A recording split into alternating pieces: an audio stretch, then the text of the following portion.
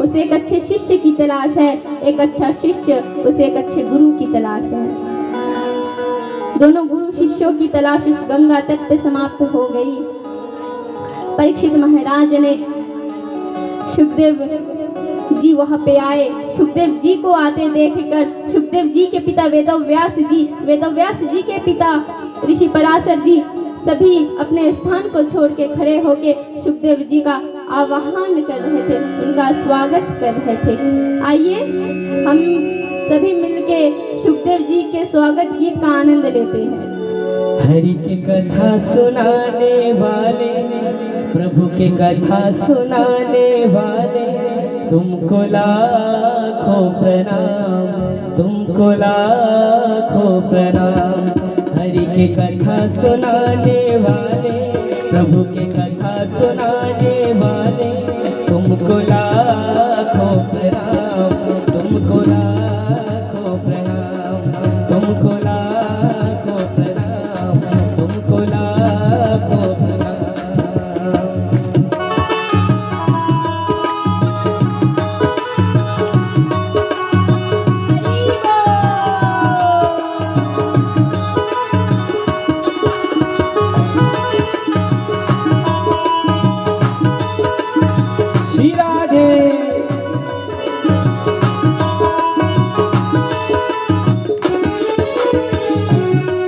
हम भूल रहे थे वन में, बल खो बैठे थे तन में। हम भूल रहे थे वन में, बल खो बैठे थे तन में। प्रभु राह बताने वाले, प्रभु राह बताने वाले, यह राज बताने वाले, तुमको लाखों प्रणाम, तुमको लाखों प्रणाम, तुमको लाखों प्रणाम, तुमको लाखों प्रणाम। हरि की कथा सुनाने वाले, प्रभु की कथा सुनाने वाले, तुमको लाखों प्रणाम, तुमको करोड़ों प्रणाम, तुमको लाखों प्रणाम, तुमको लाखों प्रणाम। बोलिए सुखदेव जी महाराज की, भागवत भगवान की, किशोरी संगीता जी की।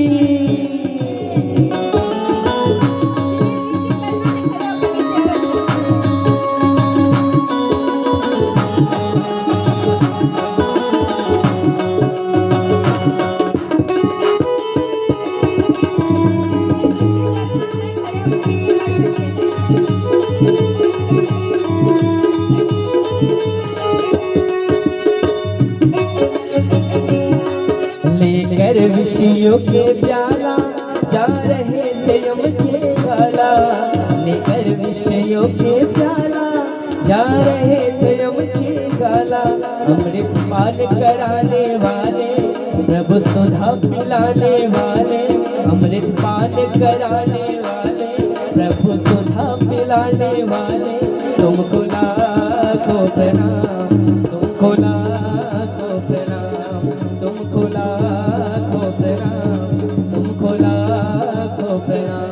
हरि की कथा सुनाने वाले, प्रभु कथा सुनाने वाले, तुमको लाखों प्रणाम, तुमको करोड़ों प्रणाम, तुमको लाखों प्रणाम, तुमको लाखों प्रणाम।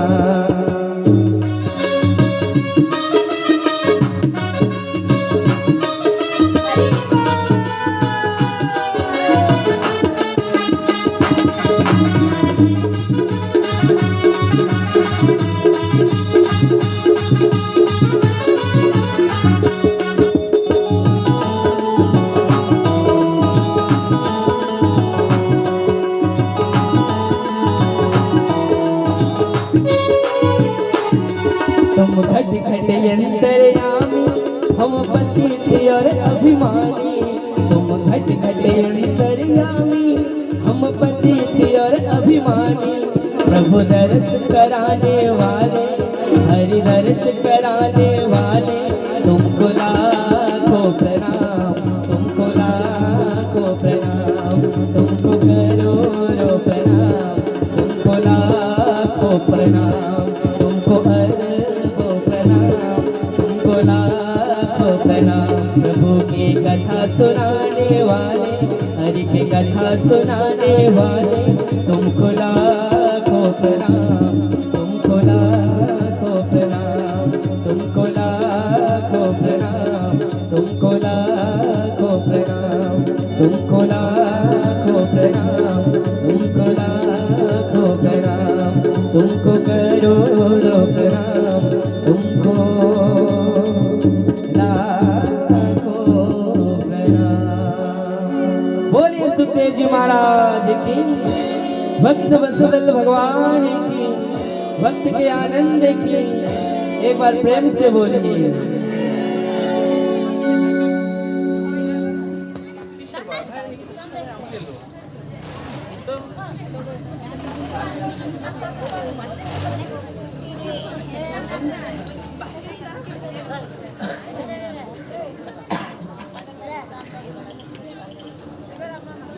राधेश्याम, आइए। इस प्रकार सुखदेव जी का आगमन होता है। पहले तो सभी जितने भी ऋषिगण इत्यादि थे सब सुखदेव जी का स्वागत करते हैं, स्वागत कर उन्हें उच्च आसन पे बिठाते हैं। तत्पश्चात परीक्षित महाराज उनके समीप जाके उनसे विनती करते हैं और अपने प्रश्न को पूछते हैं। परीक्षित जी महाराज के 2 प्रश्न थे सुखदेव जी से। पहला प्रश्न था कि मरणसन्न व्यक्ति को क्या करना चाहिए अपने जीवन में, अर्थात जिसकी मृत्यु सामने दिख रही है, जो मरेगा, उसे अपने जीवन में क्या करना चाहिए। परीक्षित जी महाराज पहले तो मंगलाचरण करते हैं, उसके पश्चात भागवत में प्रवेश करते हैं। वास्तव में भागवत अभी से शुरू हो रही है, आज से शुरू हो रही है भागवत, अभी से। इसके पहले भागवत की तैयारी थी। श्रीमद् भागवत में प्रवेश करने से पहले जिस प्रकार सर्वप्रथम मंगलाचरण बोला जाता है, मंगलाचरण 3 मंगलाचरण होते हैं। पहला मंगलाचरण है पाठक, जो वक्ता होते हैं अपने अनुरूप मंगलाचरण करते हैं, उनके व्यक्तिगत। दूसरा मंगलाचरण वेदव्यास जी ने किया था, जब वो भागवत की रचना कर रहे थे, उनका मंगलाचरण था।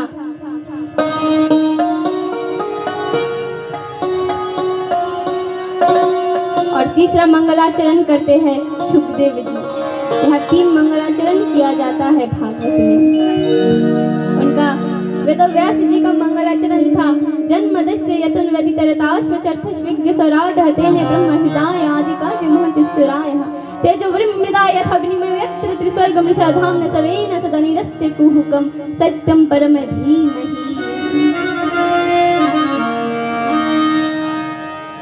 व्यास जी का मंगलाचरण है, जो व्यास जी ने भागवत रचना करने से पहले लिखा था। इस मंगलाचरण का अर्थ सारांश यही है, सत्यम परम धीमहि, सत्यम ही परम है, सत्य ही पूजनीय है।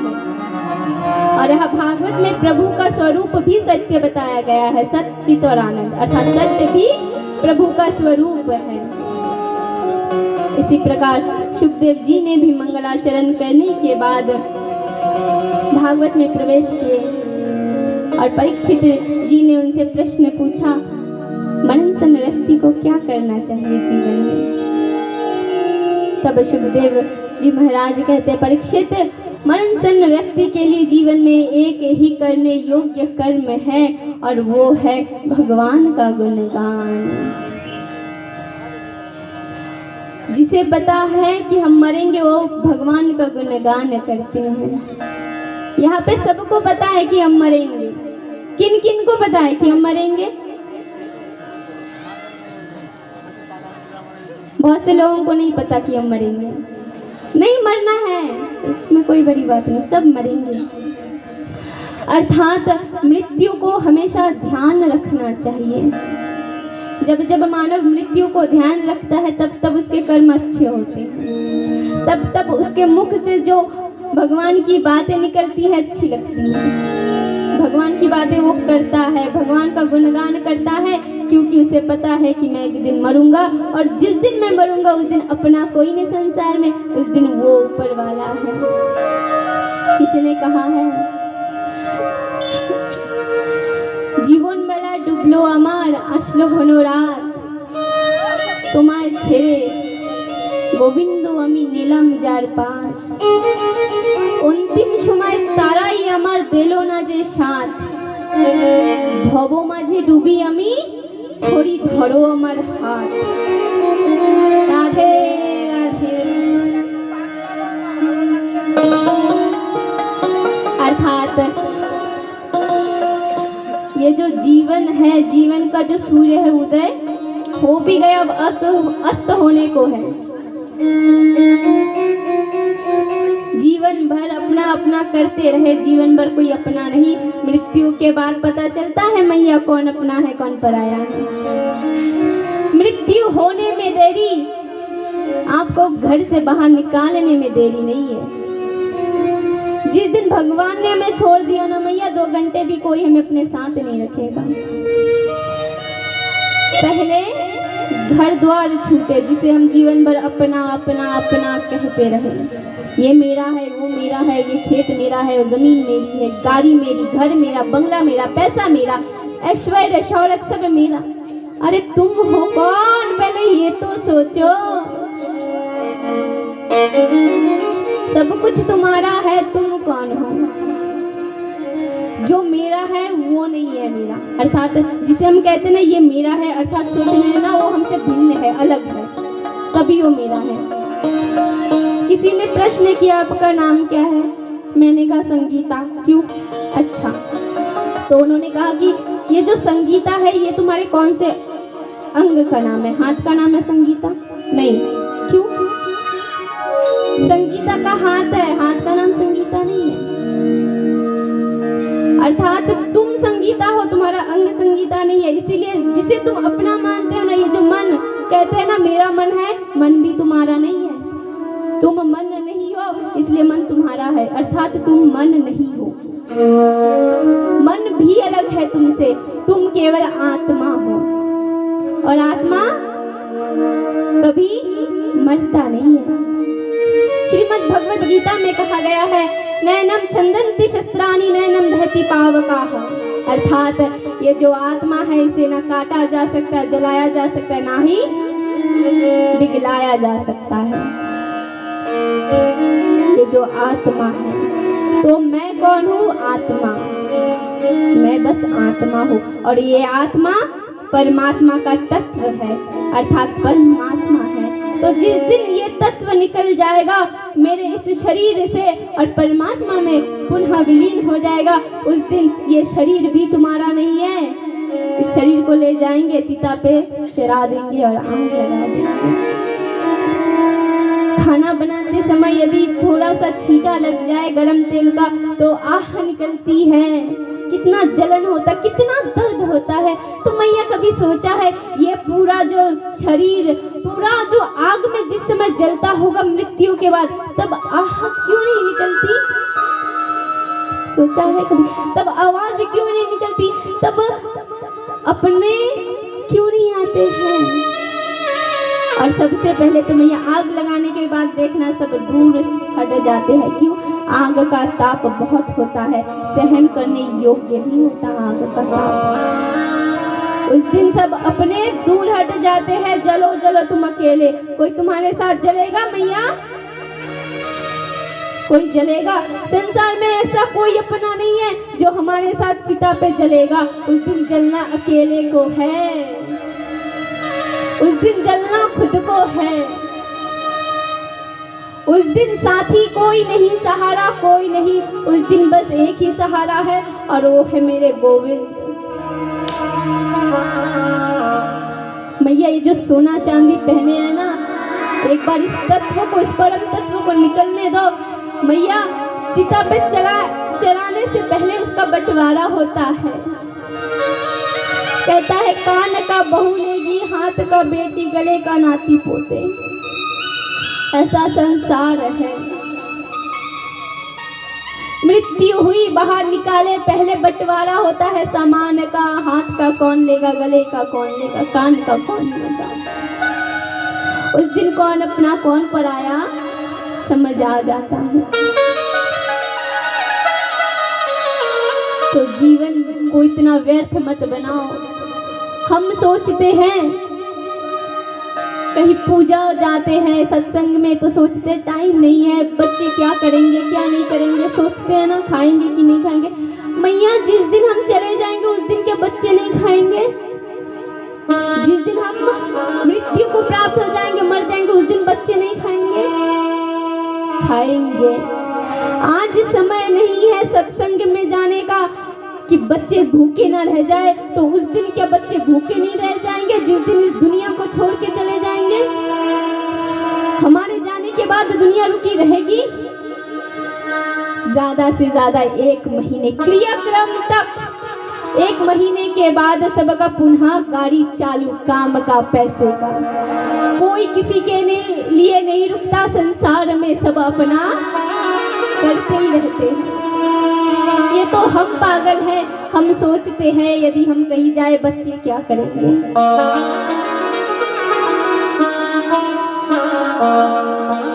ये तो हम पागल हैं। इसलिए कहते हैं संसार में तुम रहो पर तुम में संसार ना रहे। तुम संसार में रहो, संसार के काम करो, परंतु संसार तुम में ना रहे, इस बात का ध्यान रखो। तुम में केवल मेरे गोविंद रहे। तुम संसार में रहो, तुम में गोविंद रहे, बस इतना करो।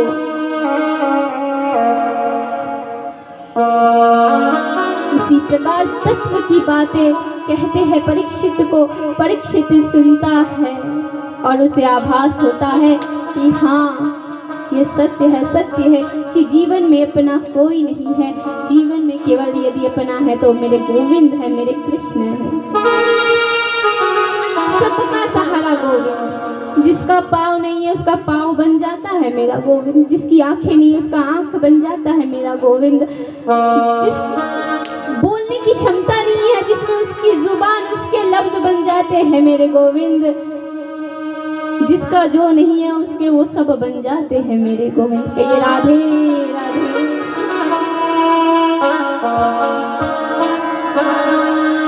ऐसे है मेरे गोविंद, ऐसी है मेरी गोविंद की कृपा। जीवन में हम एक भ्रम में रहते हैं। सबसे बड़ा भ्रम क्या? सबसे बड़ा भ्रम यही है, वो शायद मेरा अपना है। जीवन का सबसे बड़ा भ्रम ये है। और जीवन में सबसे बड़ी सच्चाई है मृत्यु। वो सच है। और ये मृत्यु जो है ना बड़ा सुंदर है। हम कहे क्रूर बिल्कुल नहीं है, ये सुंदर है। इस शरीर का त्याग करोगे दूसरा मिल जाएगा। बस ध्यान कहाँ रखना? अपने कर्म पे, कि कहीं कर्म में इतनी गड़बड़ी ना हो जाए कि 2 पैर की जगह 4 हो जाए। ध्यान बस कर्म में रखना है, बाकी जो होगा मेरा गोविंद देख लेगा। मेरे गोविंद एक बार जिसकी कलाई पकड़ लेते हैं ना, उसे छोड़ते नहीं है मझधार में। मेरे गोविंद कहते हैं मैं जिसे पकड़ लूं उसे छोड़ता नहीं हूँ, मैं तो उसे भवसागर पार लगा के रहता हूँ। छोड़ते तो अपने हैं। क्या पता कोई आया वादे कर भाई तुम्हारा साथ दे ही देंगे, तुम्हारे साथ चलेंगे, तुम्हारी कठिनाइयों में, तुम्हारे मुश्किलों में चलते चलते आधा रास्ता छोड़ के पता नहीं कहाँ गायब। उस समय गोविंद आते हैं और कहते हैं जिस जमाने के भरोसे तुम थे वो जमाना तो गया, मैं हूँ। मेरे गोविंद बलाए पकड़ के, मेरे गोविंद हाथ पकड़ के पार लगा देते हैं। एक भक्त था, बड़ा व्यापारी था।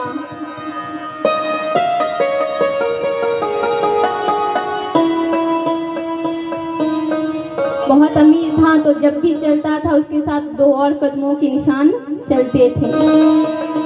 व्यापारी समझ जाता था ये कोई भक्त भगवान है, पर किसी कारणवश व्यापारी का सब कुछ नष्ट हो गया। अब व्यापारी के जितने अपने थे सब छोड़ के चले गए। अब वो 2 पैरों के निशान भी गायब हो गए। व्यापारी जब फिर से मेहनत करने लगा, तरक्की करने लगा, खूब पैसे कमाने लगा, तब देखता है कि फिर से वो 2 पैरों के निशान चल रहे हैं। तब व्यापारी अपने मंदिर में जाके अपने गोविंद से कहता है, रे गोविंद, सुनने में सुनते हैं कि दुनिया साथ छोड़ देता है गोविंद, पर तुम नहीं साथ छोड़ते, तो तुम तो मेरा साथ छोड़ गए थे, तो अब क्यों आए? तब मेरे गोविंद कहते हैं कि वो जो पैरों के जो निशान, जिस समय तुम्हारी अवस्था, तुम्हारी परिस्थिति खराब थी, और उस समय जो पैरों के निशान थे वो मेरे थे भक्त। उस समय तो मैंने तुम्हें अपने गोद में उठा रखा था ताकि तुम्हें कोई चोट ना आए। राधे राधे।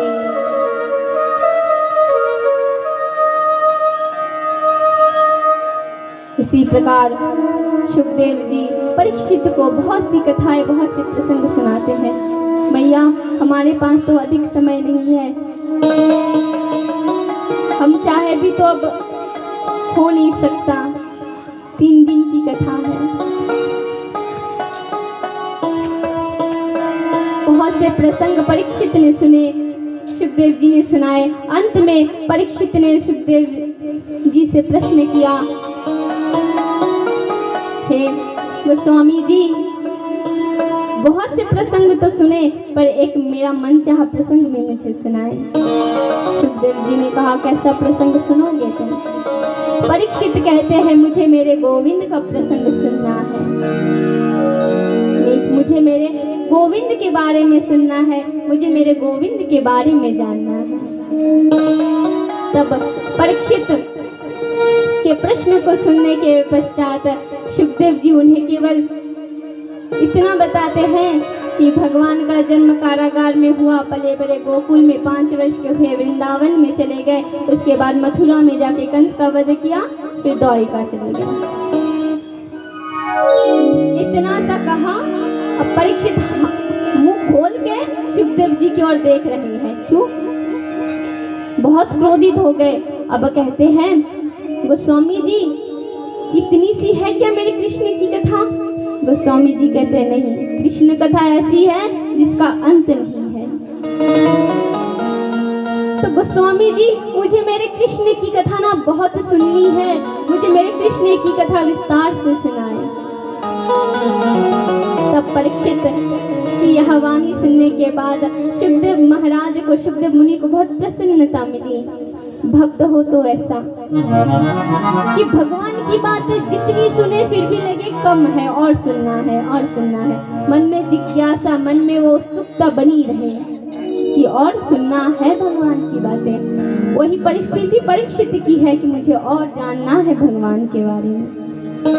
तब परीक्षित की यह कथा, यह बात सुनने के पश्चात सुखदेव महाराज कहते हैं, परीक्षित सुनो, जब जब होई धर्म की हानि, बड़ी असुर अधर्म अभिमानी, तब तब धरी प्रभु कवच शरीरा, कि पानी दी हरित सज्जन पीरा। अर्थात जब जब इस दुनिया में पाप बढ़ता है, तब तब मेरे प्रभु अवतार लेते हैं पाप को मिटाने के लिए, धर्म की स्थापना करने के लिए। इसी बात को भगवान गीता में कहते हैं अर्जुन से, यदा यदा हि धर्मस्य ग्लानिर्भवति भारतम अभ्युत्थान धर्मस्य तदात्मानं सृजाम्यहम्। जब जब धर्म क्षतिग्रस्त होता है, जब जब धर्म की ग्लानि होती है, तब तब मैं अधर्म का नाश करते हुए धर्म की स्थापना करता हूँ, करने के लिए मैं अवतार लेता हूँ। अर्जुन कहता है, तो बस धर्म के लिए आते हैं आप? अर्जुन अब कृष्ण से कहता है, प्रभु तो आप धर्म के लिए आते हैं बस, और किसी के लिए नहीं आते।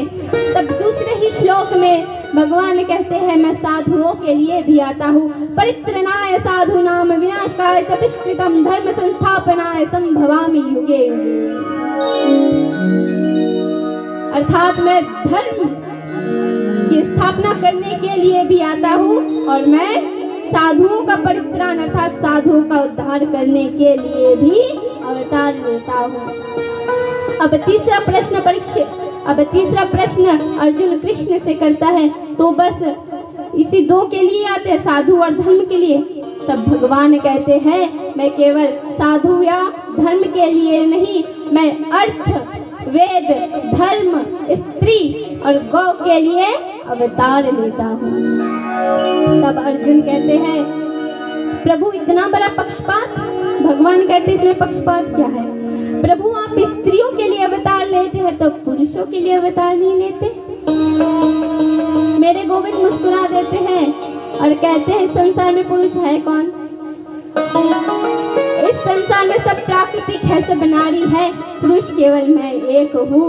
मीराबाई अपने दोहे में कहती है, इस संसार में बस एक ही पुरुष है, इस जग में बस एक पुरुष है, वो है मेरो गिरधारी, बाकी सब जन जन में घूमे, वो है जगत की नारी। राधे राधे। इस संसार में केवल एक पुरुष है, वो मेरे गोविंद है, और संसार में हम सभी नारियां हैं, अर्थात उस पुरुष की प्रेमिका, उस पुरुष की स्त्री। एक बार जब अत्यंत अधर्मी बढ़ गए थे, पृथ्वी में अधर्म करते थे, साधुओं के साथ अव्यवहार, साधुओं का अनादर करते थे, तब इस बात से पृथ्वी माता बहुत ही पीड़ित हो गई थी। अब पीड़ा का निवारण कहाँ करे, इसलिए पृथ्वी माता ब्रह्मा देव के दरबार पहुंची। ब्रह्मा जी के पास जाके निवेदन करने लगी, हे प्रजापतियों के प्रजापति, हे ब्रह्मदेव, कृपया आप मेरा परित्राण करें। इस अधर्मियों ने मुझ पे इतने अत्याचार किए, जिस अत्याचार से मैं इतनी पीड़ाग्रस्त हो गई हूँ। ब्रह्मदेव कहते हैं,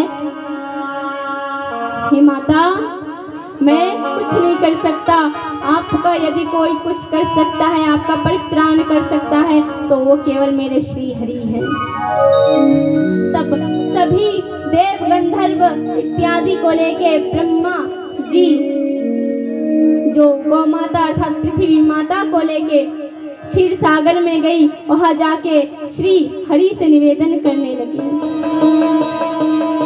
तब मेरे प्रभु ने गौ माता से कहा, पृथ्वी माता से कहा, हे माता, इतने दिन जब दुख सही लिए हो तो 2-4 दिन और भी सह लो, मेरा बहुत ही जल्द प्रकट होने वाला है अवतार मैं ग्रहण करने वाला हूँ तुम्हारे इस पृथ्वी में। मैं तुम्हारी गोद में खेलूंगा, पलूंगा और बड़ा भी होऊंगा और इस पापियों का नाश भी करूंगा।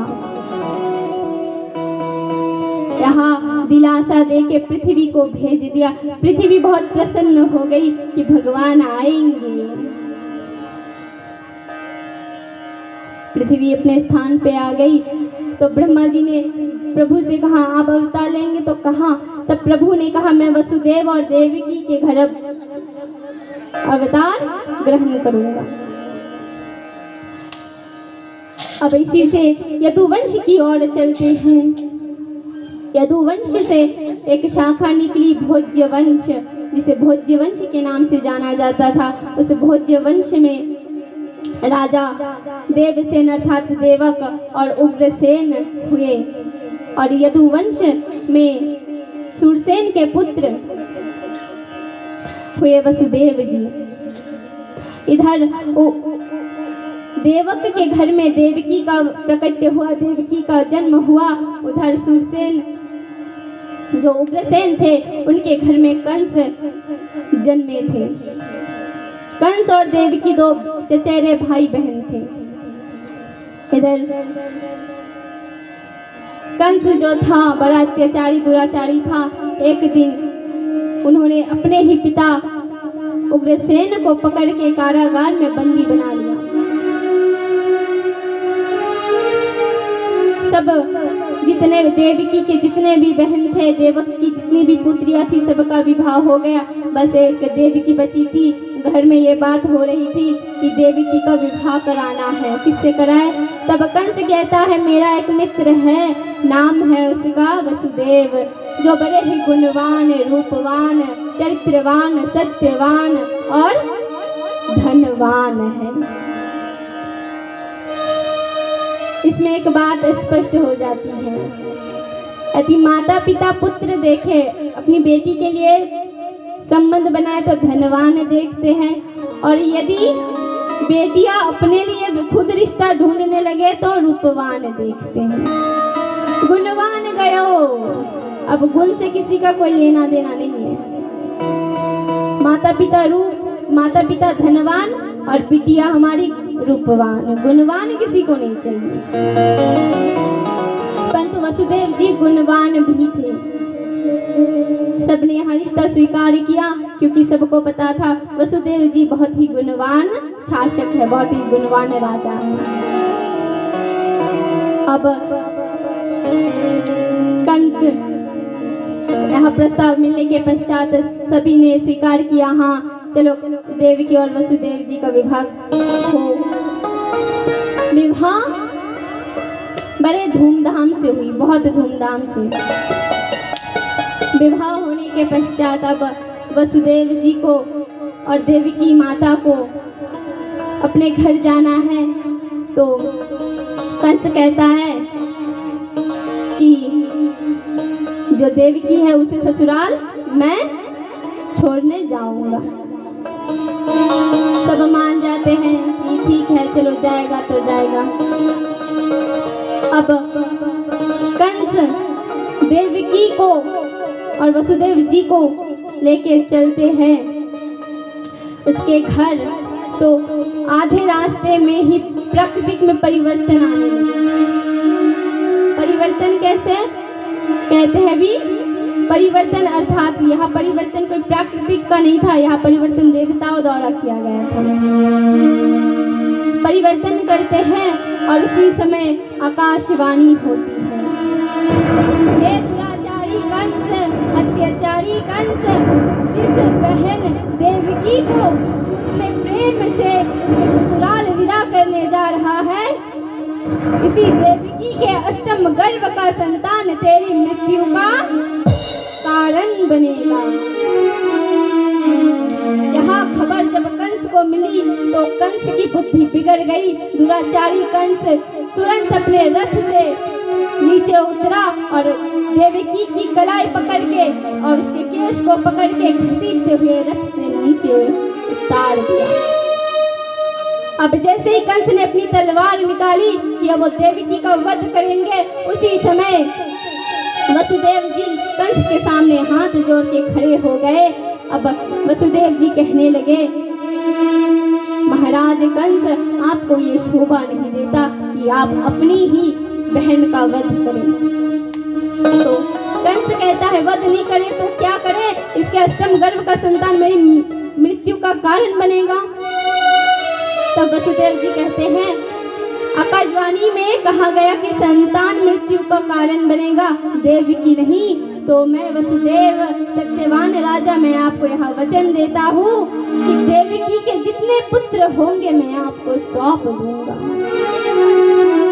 कंस मान गए क्योंकि जो वसुदेव जी थे ना, वो बड़े सत्यवान राजा थे, वो हमेशा सच बोलते थे। अब कंस सबको विदा करके, देवकी वसुदेव को विदा करके अपने घर पुनः लौट आए।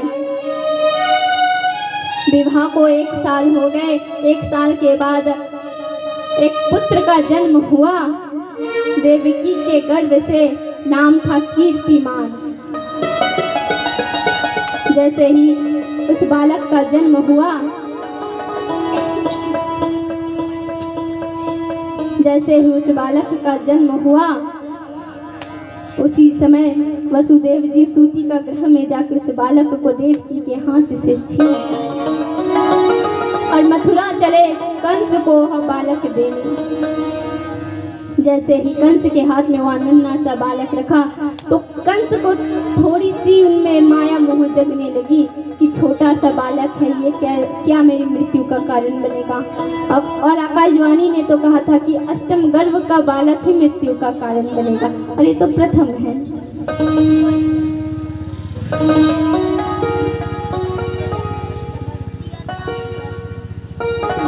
यदि आपने झांकी बनाई हो तो रेडी रहिए, और अगर नहीं बनाई हो तो कोई बात नहीं। तो इसी प्रकार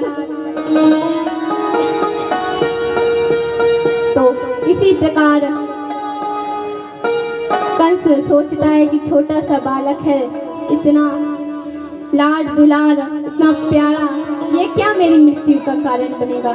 यह सोचते ही कंस वसुदेव को कहते हैं, वसुदेव जी आप इस पुत्र को ले जाइए और बस अपने अष्टम गर्भ का पुत्र, देवकी के अष्टम गर्भ का पुत्र मुझे दे देना, वही बहुत है।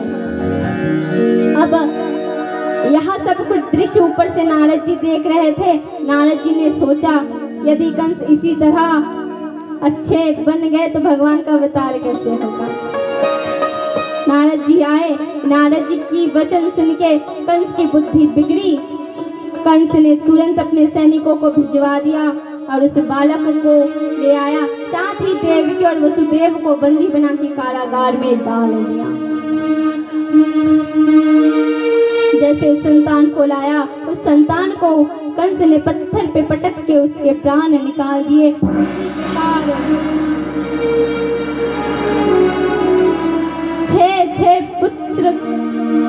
छह पुत्र देवकी के सभी को कंस ने पत्थर पर पटक पटक के मार दिया।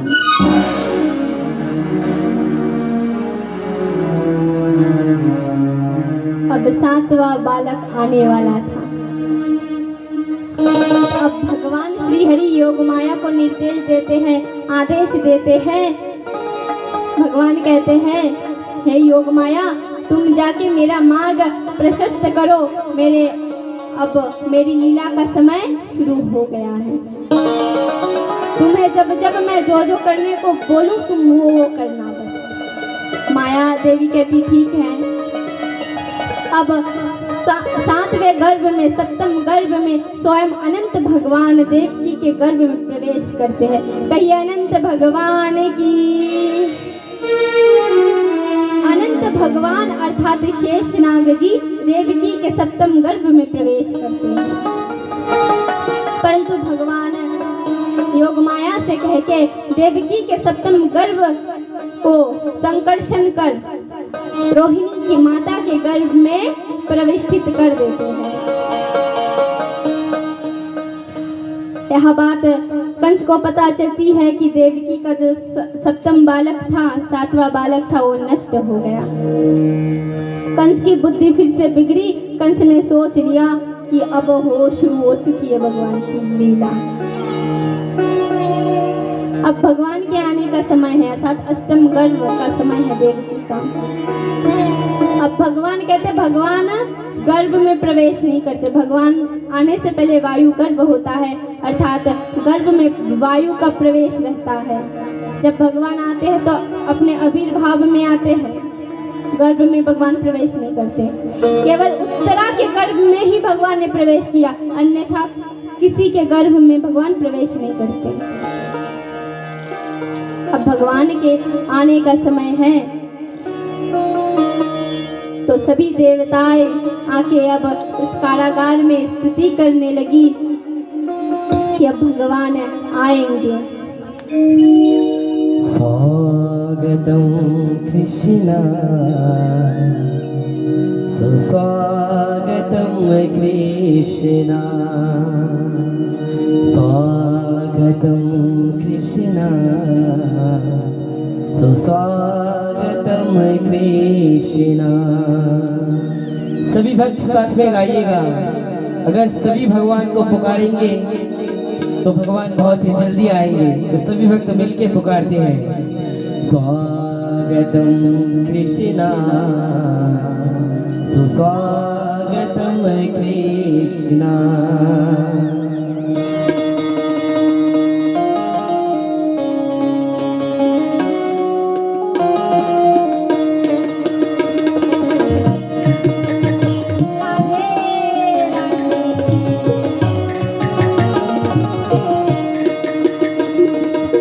स्वागतम कृष्णा सुस्वागतम कृष्णा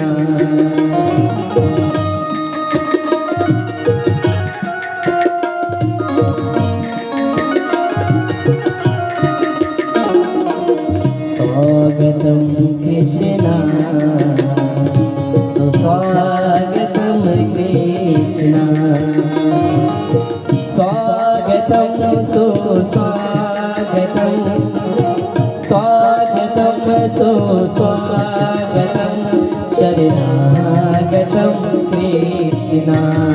गाइए सभी भक्त मिलके दोनों हाथ उठा के तालियों की सेवा करते हुए एक साथ गाइए। हाँ, स्वागतम कृष्णा सुस्वागतम कृष्णा, स्वागतम सुस्वागतम शरणागतम कृष्णा।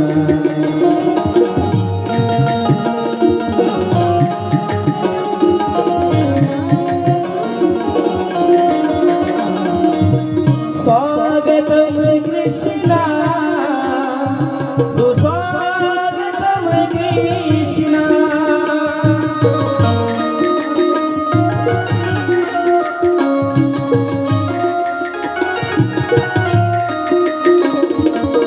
स्वागतम कृष्णा सुस्वागतम कृष्णा, स्वागतम कृष्णा सुस्वागतम कृष्णा, स्वागतम सुस्वागतम शरणागतम कृष्णा, स्वागतम सुस्वागतम शरणागतम कृष्णा, स्वागतम कृष्णा सुस्वागतम कृष्णा, स्वागतम कृष्णा सुस्वागतम कृष्णा।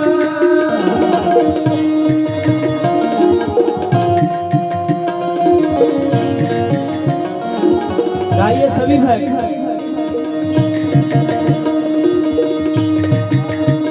अभी आता होगा सलूना मेरा, हमरा उसी की ताकते हैं, कभी सभी नहीं आते हैं, जो भी आते हैं बका करते हैं, जो भी आते हैं बका करते हैं। स्वागतम कृष्णा सुस्वागतम कृष्णा, स्वागतम सुस्वागतम शरणागतम कृष्णा।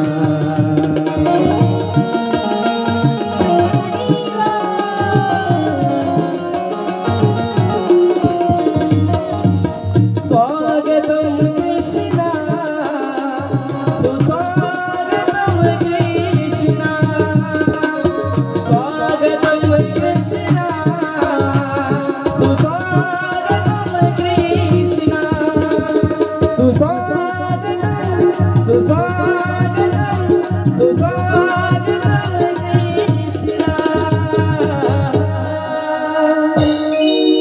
बोलिए कृष्ण कन्हैया लाल की। इसी प्रकार कारागार में सभी देवताएं आके भगवान का स्वागत करते हैं। अब समय आ गया प्रभु का अवतार लेने का। कहते भादों का महीना था, कृष्ण पक्ष तथा अष्टमी तिथि बुधवार को। कृपया कर आप अभी मत आइए, रुकिए, वहीं पे रुक जाइए। श्री राधे